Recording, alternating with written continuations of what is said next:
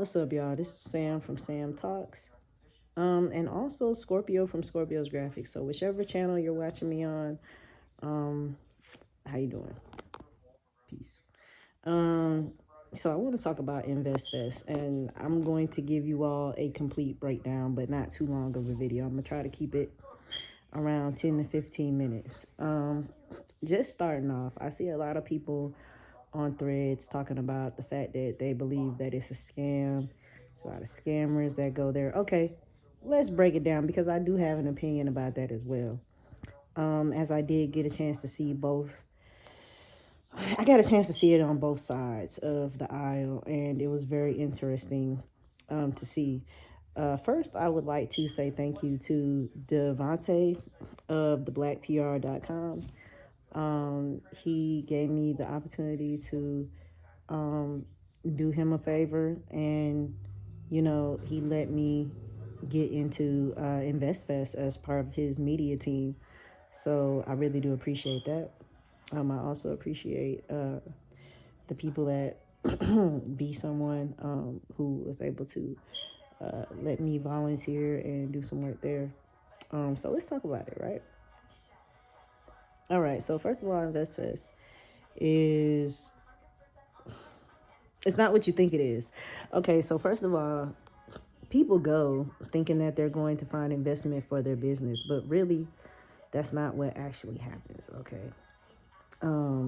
When they go when I went in there, it was a lot of people looking for investors, but you end up listening to lectures, uh, and then um, you end up listening to. Uh, can you hear me? Hold on, I think my sound went off. Okay, there you go. My sound should be back. So you go in there thinking that you're going to get investment for your business, and that is not all. That is actually nothing of what you're going to get. Okay, so if you think that you're going to InvestFest to find investors, that's not what's going to happen. Okay, you could actually go for free and not buy a ticket and just walk around in the lobby area and meet people and achieve the same networking that you would if you bought a ticket. And I'm just gonna keep it a buck with you. Also, I forgot the cameras this way. My bad. Um, so, um, let me think. So let's talk about the vendor marketplace. Okay. So the vendor marketplace is basically a bunch of vendors. It's if you've ever been to um like the hair show or like the women's conference or anything at Georgia World Congress Center, it's just a bunch of booths. Okay. And the majority of people are asking you to buy something. I'm just not even gonna hold you. And I think a lot of the vendor booths expected people to come naturally uh, to the event and spend money. Well, that's not the case. These people are looking for money, so they're not gonna spend money. You feel me? They're looking for investors. They're not looking to spend. They're looking for people to give them money. So a lot of people are looking for to close deals. A lot of people are looking to buy this, apply to this, sign up for this, you know, and that's what the vendor marketplace is. Short and simple. When you get into the conferences, I went to two lectures. The first one and the second one I could have did without. Okay, and I actually got a chance to see uh, Serena Williams. Um, and I'm going to speak about that as well. So when I got in there and I was able to go to the conferences were cool. But honestly, as an entrepreneur that's been in business for 20 years, what I need to know is how to get money to further my business, how to survive in an economy that's shit right now. What I don't need you to tell me is that if I do this and I do that and I apply to your course, then I'll be where you're at. That's what I don't need. I don't need that. Now, let's talk about the part that's useful. So the part that's useful is the networking. You walk around, talk to people, hand out your business cards, hand out your B cards if you got them, and you tap phones, exchange info, collaborate. You can do that for free and just pay for parking. Honestly, I think that's what InvestFest was supposed to be. Like, they made it seem like it's a place for you to get money, but I can guarantee you that very few people walked out of there with deals. Okay, it was basically businesses and vendors showing off their product. And if you were like most people, they were investors. They were business owners. A lot of people aren't customers. A lot of people aren't there to spend money. And I keep iterating that because a lot of people had booths to sell stuff. And it's like, why do you have booths to sell stuff at an investor festival? It's a bunch of business owners. I'm not here to spend money. I'm here to get money.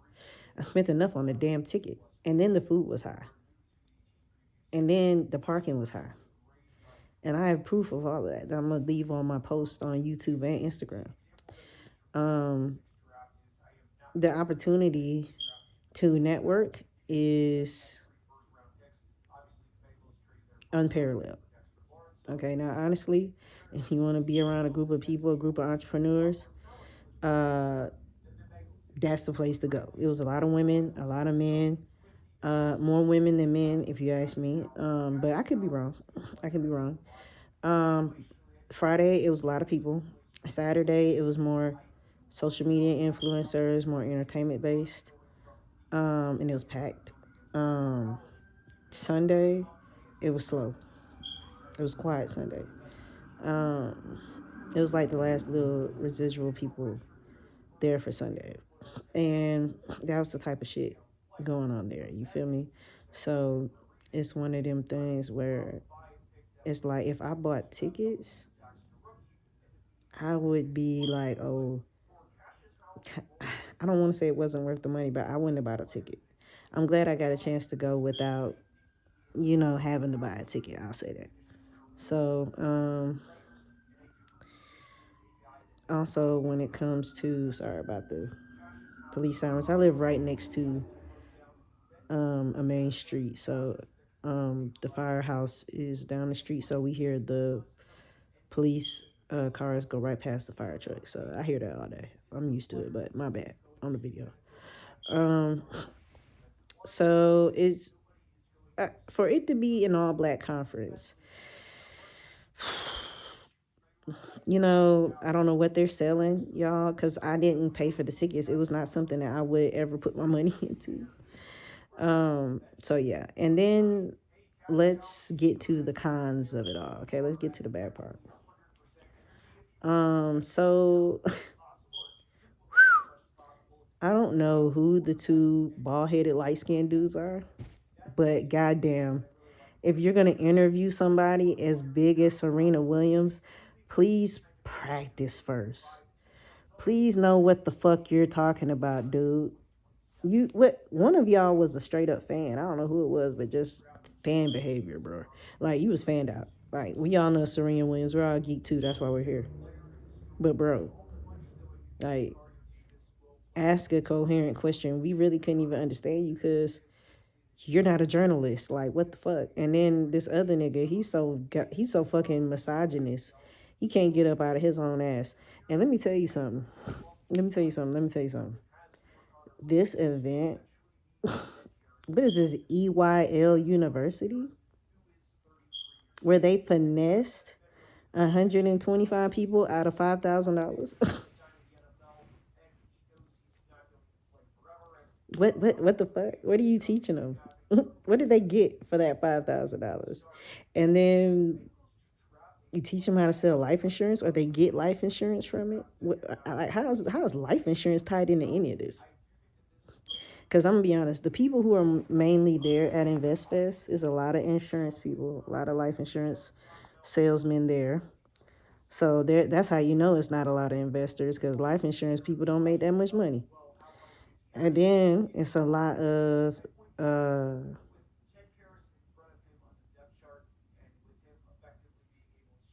Let me think. Real estate agents. Um, there a lot of realtors. It's also a lot of tax preparers, which is very interesting. And let me just be clear, as a business owner and somebody who has had a good standing bank account for the last 40 years, it will be a cold day in hell before I give somebody at InvestFest access to my bank account and all my business info to do my taxes. You got me fucked up. Okay? You got me fucked up. You got me big time fucked up. Okay. So yeah. Um, let me think. Also,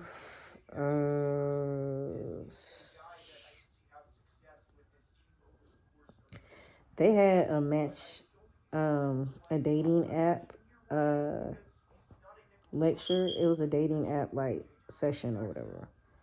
Um, it was about 30 guys in line, 35, and maybe about 100 women in line.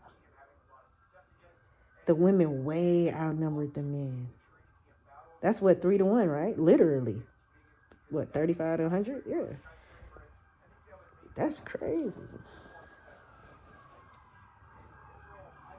That's crazy. So that just say you stats right there. And I asked as a stud, can I go in? Like, can I go in? And it was like, if you RSVP, yeah. Like, it's girls that's gonna want to talk to you. And I was like, oh shit, okay, bet. And I'm be honest, it was a lot of gay people there. Um, you know, uh, now for me, that was pretty much the crux of the event. Is it useful? I mean, if you got money, I don't see why. I mean, it would be a good way to sell your product. So if you're just one of those type of, um, if you're a company, Fortune 500 company, if you are, it's the typical people that always show up to every event, whether it's Pride, whether it's the Dogwood Festival, whatever it is, they always got a booth. It's always a bank. It's always a phone company. It's always an app that's headlining and spearheading most of the funding for the event. And they have their booths there, and they have the largest booths there. It's just a typical festival event. So there you go. You want to know what InvestFest is? It's a typical festival event for people who want to network, who are entrepreneurs. And that is it. You going to listen to people talk to tell you about their own experiences, and these people have no experience in interviewing at all. Now, the individual podcasts I would watch because those are probably more authentic. But as far as the headlining lecturers that are sitting on stage, you can miss me with that shit. I mean, it just is what it is. I had a good experience. I met a lot of people. I do need to work on my networking because I realize that at this stage in my career, I feel like I don't need to network, and I'm not even flexing or anything like that. It's just the fact that I've just been in business so long, my name has been around there so long that if you're either gonna work with me or, you know what I'm saying. So it's like the networking for me is beneficial for new clients, but as someone who already has an established client base, I would be looking for someone to work with on a corporate scale. So it would be like a contract on a contract base. So let's say if you're on the smaller end, okay, you could probably do well getting your name out there, but how many people are you really gonna talk to? So it was like the booths with the smaller teams, they didn't really get any attention. If you had a larger team, you got a lot of the attention. Um, a lot of people were walking around with bags, so people were buying things. But how much money are you really making in a market that's not designed for the demographic that you're serving? And then to top it all off, the Deltas were on the other side of the Georgia World Congress Center. So there you go. So it was a good event. If I get in for free next year, I'll go. Um, would I pay for it? Absolutely not. Absolutely the fuck not. Mm-mm. It needs to take itself more seriously. I don't think it takes itself serious enough. I don't. And I don't know what I expected, but it was on brand for Atlanta. It's on brand. Yeah, get into this university, get a green jacket, pay $5,000 for it.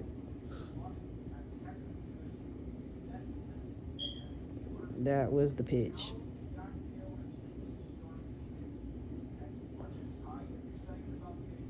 I mean, I'm just being honest.